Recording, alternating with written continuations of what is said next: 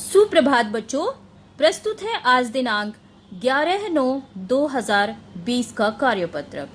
यह कार्यपत्रक कक्षा 9 के अंतर्गत आने वाले प्रमुख व्याकरण विषय संधि पर आधारित है। बच्चों, पिछले कार्यपत्रक में हमने संधि के भेदों, स्वर संधि, व्यंजन संधि एवं विसर्ग संधि के बारे में पढ़ा और स्वर संधि के सभी भेदों के बारे में विस्तार से जाना। आज के कार्यपत्रक में हम संधि के दूसरे भेद व्यंजन संधि के बारे में जानेंगे। आइए पढ़ते हैं आज का कार्यपत्रक। व्यंजन संधि आज के कार्यपत्रक का विषय है। तो व्यंजन का व्यंजन अथवा स्वर से मेल होने पर जो परिवर्तन होता है वह व्यंजन संधि कहलाता है।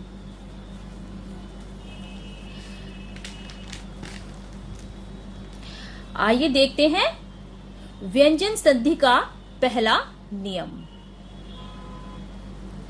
व्यंजन संधि व्यंजन से स्वर अथवा व्यंजन के मेल से उत्पन्न परिवर्तन या विकार को व्यंजन संधि कहते हैं। इसके कुछ नियम इस प्रकार है।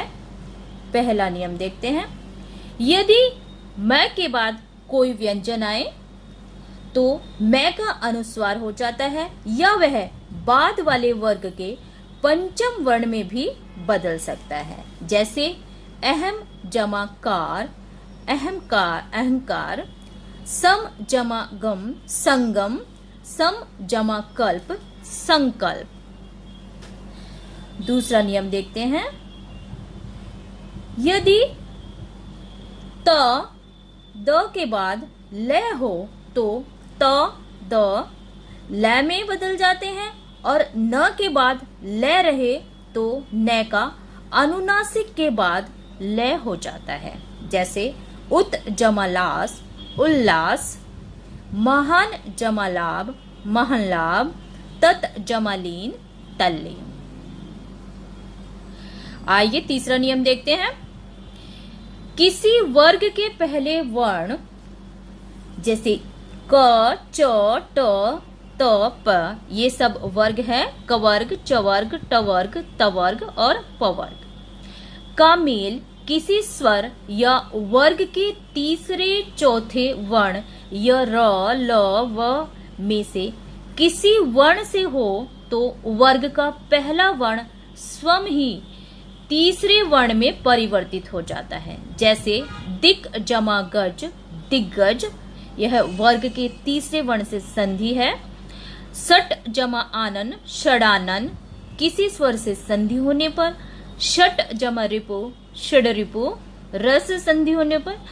जगत जमा ईश, जगतीश, तत् जमा अनुसार, तदनुसार, वाक जमा दान, वागदान, दिक जमा दर्शन, दिग्दर्शन, वाक जमा जाल, वागजाल, अप जमा ईंधन, अब ईंधन। आइए अगला नियम देख लेते हैं।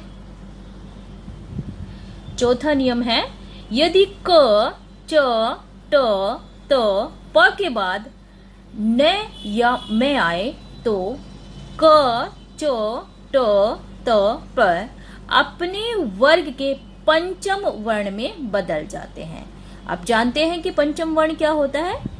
जैसे हम क, ख, ग ये चार हो गए और चार के बाद में जो अय आता है बाद में उसी को हम पंचम वर्ण कहते हैं। अर्थात सभी वर्गों का जो पांचवा वर्ण होता है वही पंचम वर्ण कहलाता है। उदाहरण देखते हैं। वाक जमा मय, वांगमय, अप जमा मय, अममय, षट जमा मार्ग, षणमार्ग, जगत जमा नाथ, जगन्नाथ, उत जमा नति, उन्नति, षट जमा मास, षणमास। आइए पांचवा नियम देखते हैं। साकार, सकर और तवर्ग अर्थात सवर्ग और तवर्ग। यहाँ पर स की बात की गई है। स, श और श यानी जिसको हम इनके मेल से जैसे सकार, तवर्ग और सकार श और चवर्ग के योग में शकार और चवर्ग तथा शकार और टवर्ग के योग में शकार और टवर्ग हो जाता है। जैसे स जमा श, रामस जमा शेते, रामशेते, त जमा च, सत, सत चित, सचित। यहाँ पर तय और छ के मेल से दिखा। देखिए उदाहरण, महत जमा छात्र, महछात्र, तो जमा ण, महत जमा अणकार, महणकार।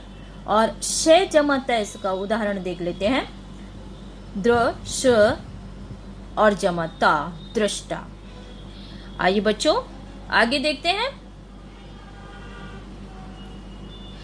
छठा नियम, यदि वर्गों के अंतिम वर्णों को छोड़ शेष वर्णों के बाद है आए तो है पूर्ण वर्ग के वर्ग का चतुर्थ वर्ण हो जाता है और है के पूर्व वाला वर्ण अपने वर्ग का तृतीय वर्ण। जैसे उदाहरण देख लेते हैं, उत जमा हत, उद्दत, उत जमा हार, उद्दार, वाक जमा हरि, वाघरी। आइए सातवां नियम देखते हैं। स्वर के साथ छ का मेल होने पर छ के स्थान पर आधा च और छ हो जाता है। जैसे परि जमा छेद, परिच्छेद। र में अ स्वर जुड़ा हुआ है यहाँ पर, इसलिए यहाँ पर स्वर के साथ व्यंजन का मेल हो रहा है। शाला जमा छादन, सालाच्छादन, आ जमा छादन, आच्छादन। आइए आठवां नियम देखते हैं। त या द का मेल च या छ से होने पर त या द के स्थान पर च होता है।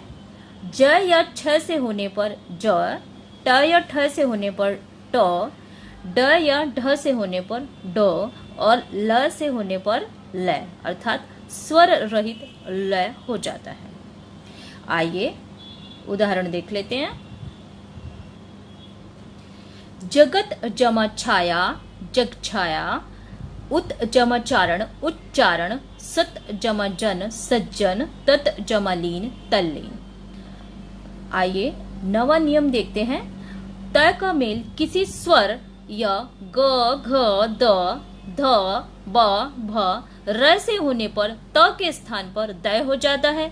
जैसे सत जमा इच्छा, सदिच्छा, जगत जमा ईश, जगदीश, तत जमा रूप, तद्रूप, भगत भगवत जमा भक्ति, भगवत भक्ति। अगला नियम देखते हैं। त या द का मेल जब श से होता है तो त या द के स्थान पर च और श के स्थान पर छ हो जाता है। जैसे उत जमा श्वास, उच्छ्वास, सत जमा शास्त्र, सशात, सच शास्त्र। अब देखते हैं अगला नियम।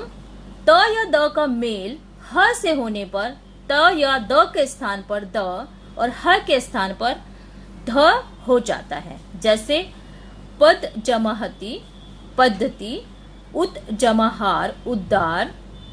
अगला नियम देखते हैं। जब म का क से और मैं का किसी वर्ण से मेल होने पर म के स्थान पर उस वर्ण वाले वर्ग का पांचवा वर्ण अर्थात पंचम वर्ण हो जाएगा। जैसे सम जमा तुष्ट, संतुष्ट, सम जमा योग, संयोग। तो आइए बच्चों देखते हैं आज के कार्यपत्रक पर आधारित प्रश्न। तो आज के कार्यपत्रक पर आधारित प्रश्न है, निम्नलिखित शब्दों की संधि कीजिए और उसकी संधि का नाम बताइए।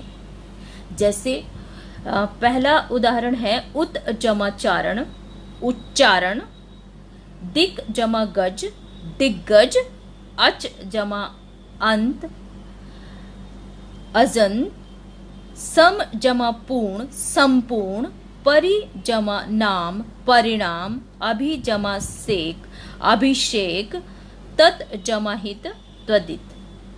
अगला प्रश्न देखते हैं। निम्नलिखित शब्दों की संधि कीजिए और उसकी संधि का नाम बताइए। उत जमा चारण, उच्चारण, दिक जमा गज, दिग्गज, अच जमा अंत, अजंत, सम जमा पूर्ण संपूर्ण बनेगा और परि जमा नाम परिणाम बन जाएगा। अभि जमा शेक अभिषेक बन जाएगा और तत् जमा हित तदित हो जाएगा। अगला प्रश्न देखते हैं। निम्नलिखित संधि का विच्छेद कीजिए तथा उसका नाम बताइए। पहला शब्द है परिणाम, तो यह बदल जाएगा परि जमा नाम। स्वच्छंद, स्वच्छंद बनेगा स्व जमा छंद, यहाँ पर 6 का मेल है। और अगला शब्द है उड्डयन, इसे यह बन जाएगा उत जमा डयन, उड्डयन। अगला शब्द है सद्भावना, सद्भावना अर्थात सत जमा भावना। यहाँ पर वर्ग के पहले वर्ण का तीसरे वर्ण में परिवर्तन होना, तय का दै में परिवर्तन हो जाता है। तो अगला प्रश्न है कि अपने आसपास की बातचीत में बहुत से संधि वाले शब्दों को सुनते हैं और प्रयोग करते हैं। तो ऐसे 20 शब्दों को छांट कर लिखिए। हम अक्सर ही अपनी बातचीत में संधि के इन शब्दों को प्रयोग करते हैं और दूसरों से सुनते हैं। तो प्रश्न यह है कि ऐसे 20 शब्दों को आपको लिखना है जो हम प्रतिदिन प्रयोग करते हैं, सुनते हैं। यह आप स्वयं करेंगे। तो आशा है बच्चों कि आज का कार्यपत्रक आपको अच्छे से समझ आ गया होगा और आज का कार्यपत्रक आप भलीपूर्वक कर सकते हैं। तो मैं मिलती हूँ आपको अगले कार्यपत्रक में। तब तक के लिए स्वस्थ रहिए, पढ़ते रहिए।